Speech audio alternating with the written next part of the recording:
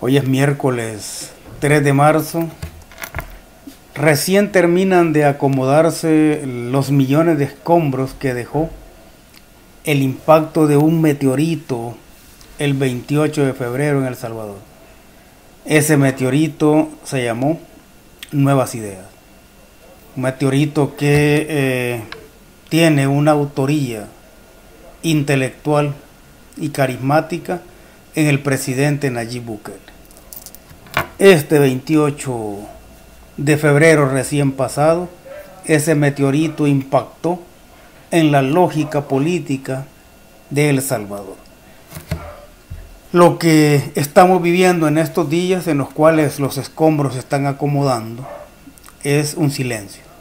El silencio por todos aquellos partidos que saben que dieron su último esfuerzo y que han quedado reducidos a su mínima expresión, y el silencio también de parte del pueblo, esa enorme cantidad de personas que se movilizó a las urnas para tratar de refrendar la ilusión de construir un mejor país, el silencio de esas personas esperando que las promesas les sean cumplidas, esperando que en esta ocasión, tal como lo viven, tal como lo sienten, que en esta ocasión puedan realmente ser partícipes de la construcción de un país en el cual las mayorías populares son el centro de atención de las políticas públicas.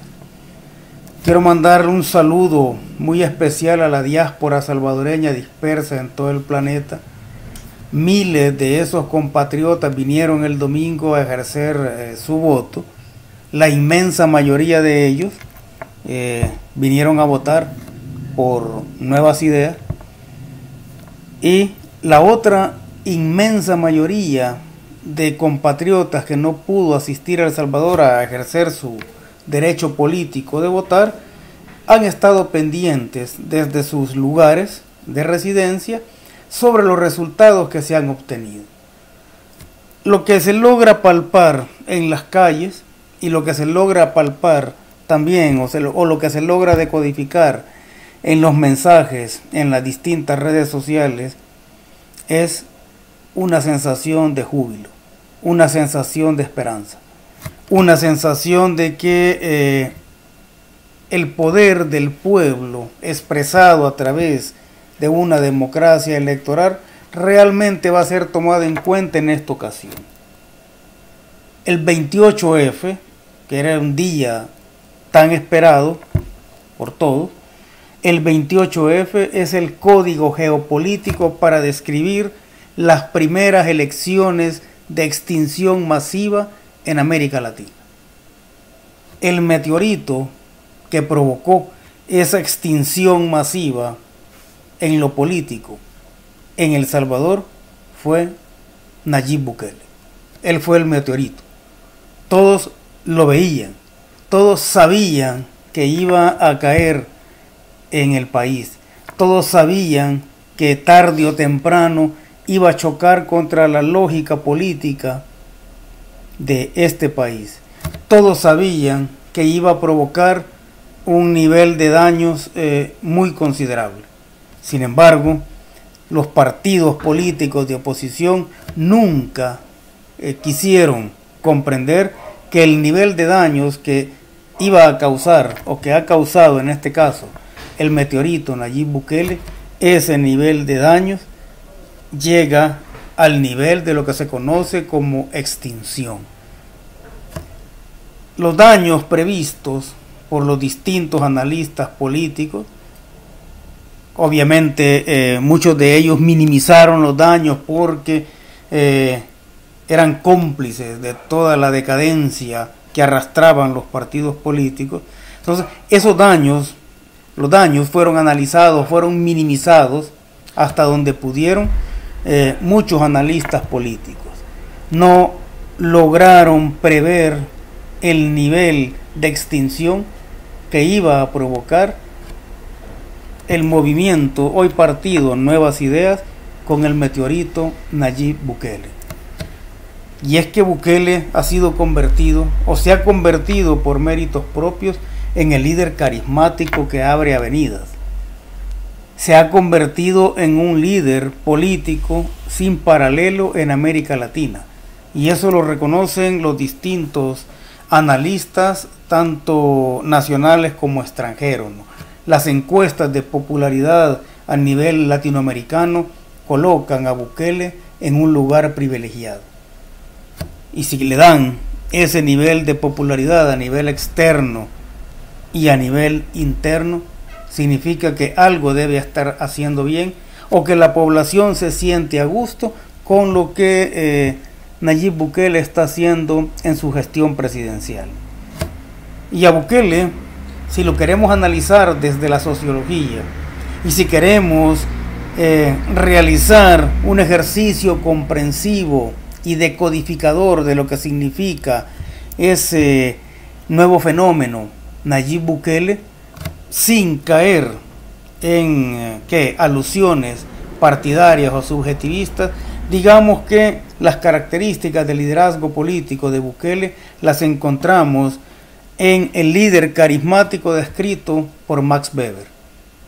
Encontramos a Bukele también en las llamadas condiciones heredadas de las que habla Marx cuando está tratando de hacer un análisis de coyuntura en su 18 brumario de Luis Bonaparte.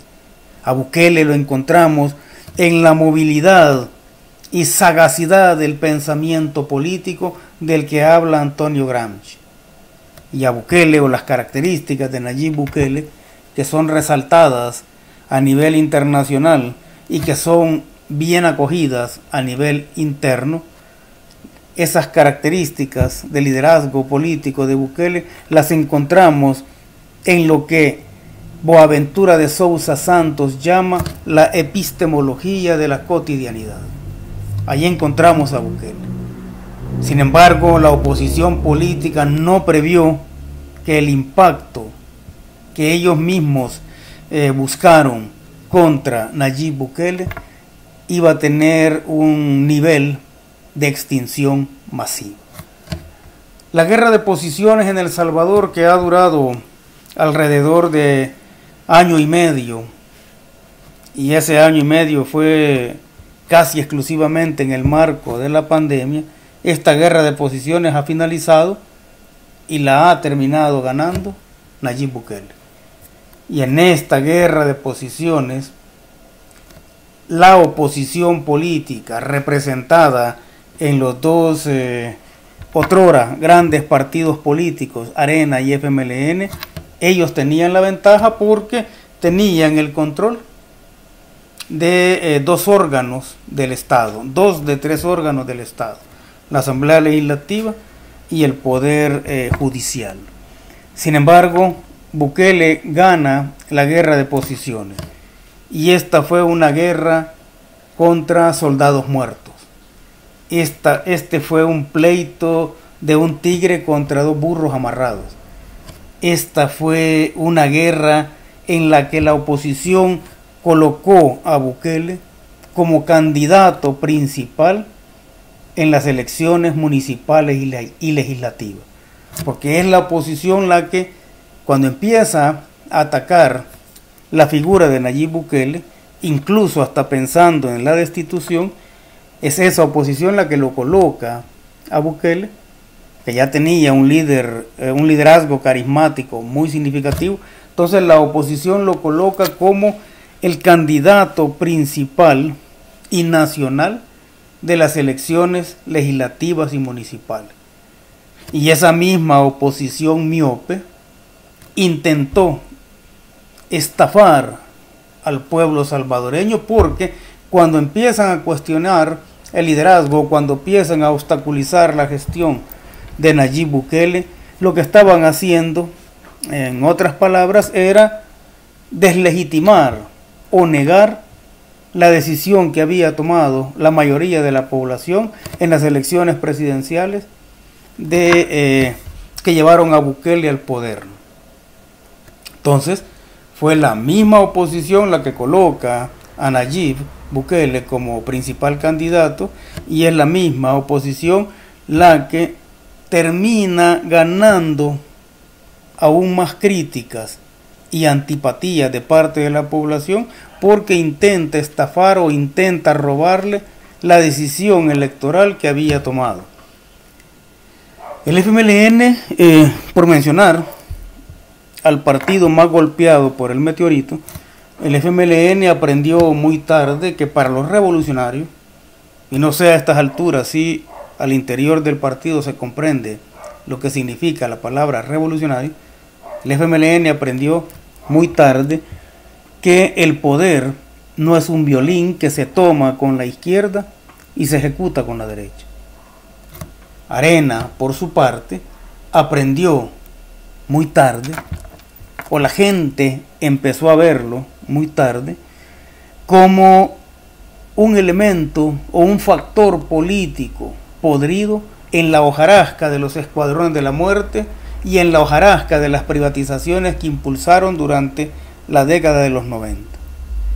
Esos dos partidos son los más golpeados, o esos dos partidos junto a sus partidos satélites son los que llegan a la extinción o caen en el proceso de extinción con estas elecciones del 28 de febrero.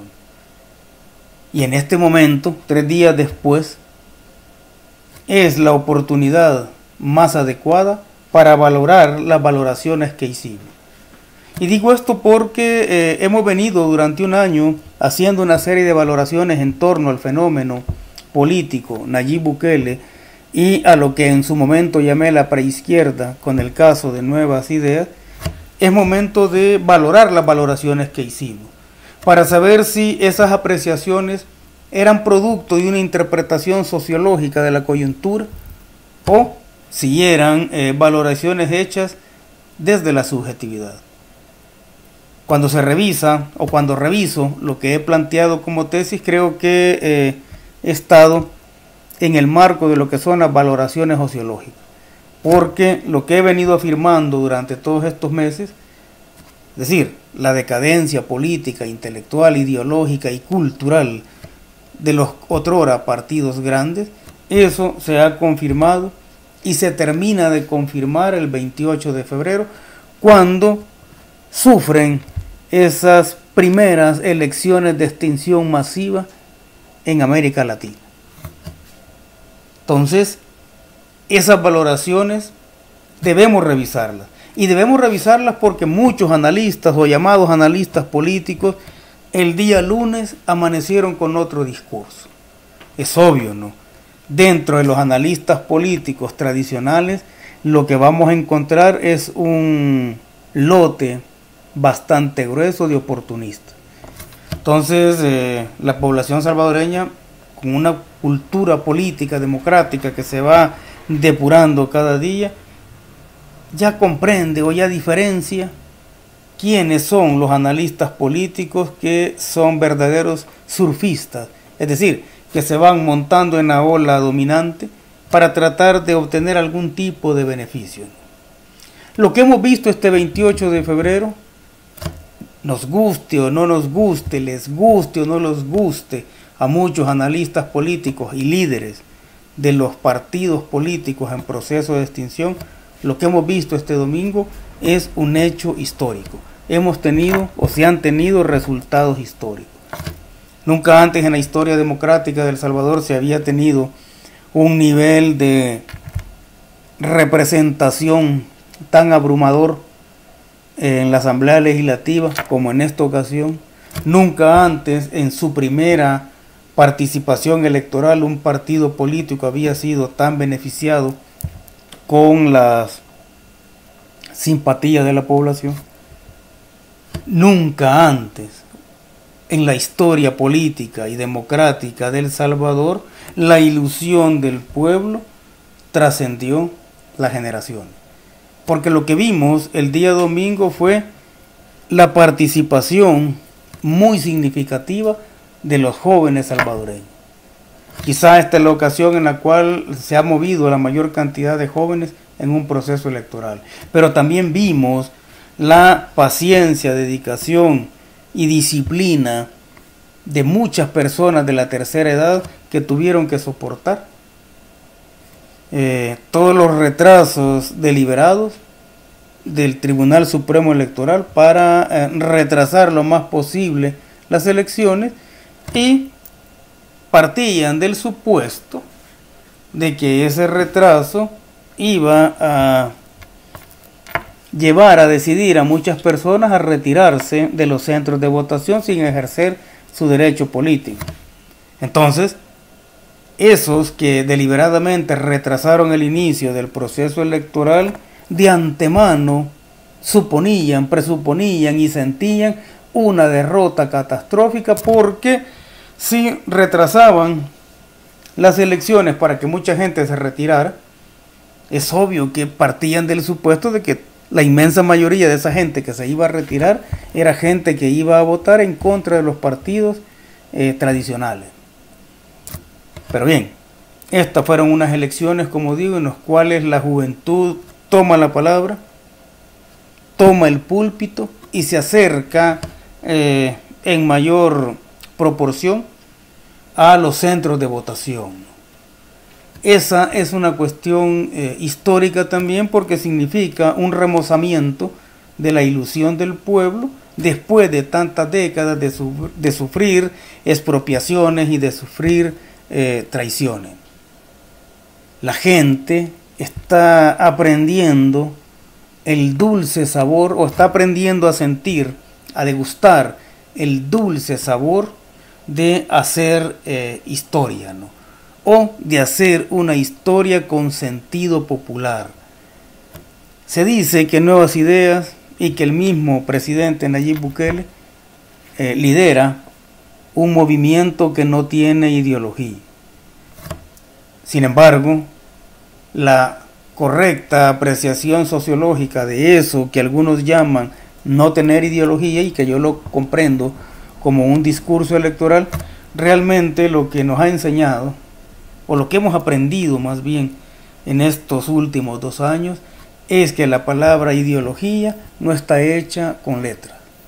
La palabra ideología, para que tenga sentido histórico y para que sea asumida por la población, esa palabra ideología está hecha con planes, con acciones, con beneficios concretos que la población pueda sentir, no solo en momentos electorales, sino que sentir como parte de las políticas públicas.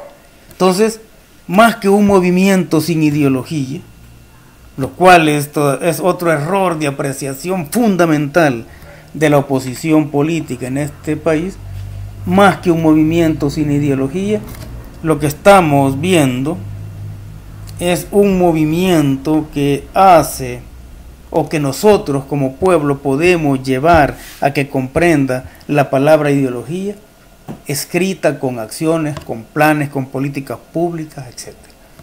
Eso es lo que realmente hemos visto. Las elecciones de extinción masiva del 28F se vieron expresadas en un descalabro muy considerable en el nivel de votación del Partido Arena. Un Partido Arena que vivió sus glorias en 1994, cuando tuvo hasta 39 diputados. Para el FMLN, estas elecciones de extinción masiva fueron el último clavo. Ambos partidos son políticamente intrascendentes. Ambos partidos políticos son, o serán a partir del 1 de mayo, históricamente intrascendentes. Y no hay forma de revertir esa extinción. Ahora, el pueblo aprendió desde este domingo 28 de febrero que puede poner y puede quitar a los funcionarios que elige con su voto. Y eso deben tenerlo muy en cuenta los nuevos diputados y nuevos alcaldes que asumirán sus cargos a partir del 1 de mayo. Eso que vimos hoy, esa indignación popular, esa decisión inquebrantable de sacar a los políticos que la población considera como el principal o los principales males en la no transformación positiva de la sociedad salvadoreña. Esos políticos que fueron expulsados, echados por la población con sus votos, ¿sí? Ese pueblo aprendió el dulce sabor de su poder político. Entonces, los nuevos políticos que asumirán el cargo deben recordar siempre eso, porque si no hacen bien su trabajo o porque si traicionan las promesas hechas al pueblo, van a sufrir una sacudida igual a la que sufrieron Arena y FMLN el pasado domingo 28 de febrero. Estos partidos políticos en extinción no han aprendido nada. Siguen echándole la culpa al FODES, que no se entregó el FODES. Yo voy a refutar eso del FODES con dos palabras. No me gustan mucho esas palabras en términos políticos, pero con dos palabras se puede refutar el hecho de que no ganaron porque no tuvieron FODES. Y esas dos palabras son Milagro Navas. Milagro Navas, la alcaldesa durante muchos periodos de Arena, vuelve a ganar su municipio, e igual que los alcaldes, que los otros alcaldes, los otros 261 alcaldes, no contó con el FODES. Sin embargo, ganó. ¿Y por qué ganó? Porque según la apreciación de la población, ha hecho un buen trabajo. Y todos los alcaldes que fueron reelegidos están demostrando que lo del FODES era una excusa más puesto por los líderes de los partidos políticos para tapar su incompetencia o para tapar su corrupción o para tapar su alejamiento con los intereses de la población. Realmente no han aprendido nada. Dicen que se van a modernizar, dicen que van a revisar los estatutos, cuando el problema no son esas dos cosas. El problema es que se alejaron por completo de las ilusiones o de los intereses del pueblo, ¿no? Lejos están los mejores momentos del FMLN con 21 diputados en 1994. Probablemente tenga solo 4 diputados. Ya más que ser intrascendente prácticamente serán un partido político invisible en la Asamblea Legislativa. Inicia lo que yo considero como utopista que sigo siendo, inicia la era de la posibilidad. Después de ese evento de extinción masiva de las elecciones. La posibilidad de construir un mejor país. La posibilidad de contar con políticos honestos y aptos que estén comprometidos con el pueblo. La posibilidad de que el pueblo entre en la Constitución. La posibilidad de que el salario mínimo deje de ser mínimo. La posibilidad de que la sonrisa de los niños con 3 tiempos de comida se convierta en el nuevo símbolo patrio en El Salvador. Hemos vivido las primeras elecciones de extinción masiva en América Latina. Como salvadoreños hemos escrito una palabra en la historia política regional.